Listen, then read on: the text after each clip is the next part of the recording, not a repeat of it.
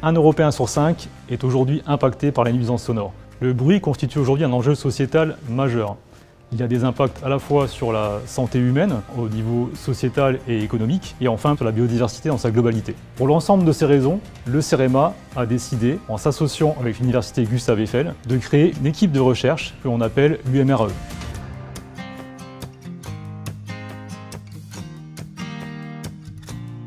L'équipe de l'UMRAE, c'est près d'une quarantaine d'agents, de chercheurs, d'ingénieurs et de doctorants, post-doctorants. Donc la plus grande équipe de recherche à l'échelle européenne en acoustique environnementale. Et elle travaille à la fois sur les matériaux et sur les infrastructures.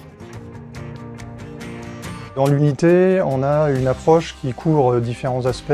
On va avoir l'approche théorique au sens de développer des modèles analytiques ou des modèles numériques. Et pour valider ces modèles, ou alors pour étudier ou caractériser par exemple des phénomènes, on peut aller faire des mesures sur le terrain. On a des outils un peu classiques pour les acousticiens, par exemple des enregistreurs, des microphones, des antennes acoustiques par exemple, c'est pour localiser les sources de bruit.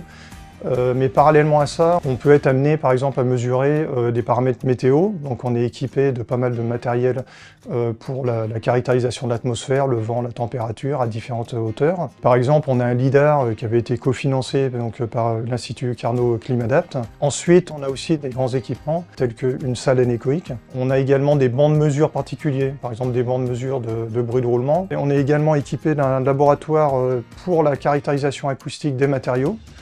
Et notre spécialité ici, c'est les matériaux biosourcés, pour lesquels on a assez peu de connaissances en fait, d'un point de vue acoustique actuellement.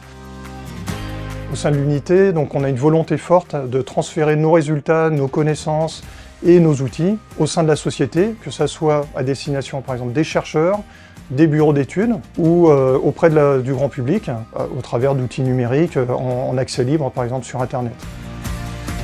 Les travaux de l'UMRAE se destinent d'une part aux collectivités, d'autre part aux entreprises, aux bureaux d'études. Donc si vous avez un intérêt à développer un outil ou à étudier un sujet complexe en acoustique, n'hésitez pas à nous contacter pour un partenariat.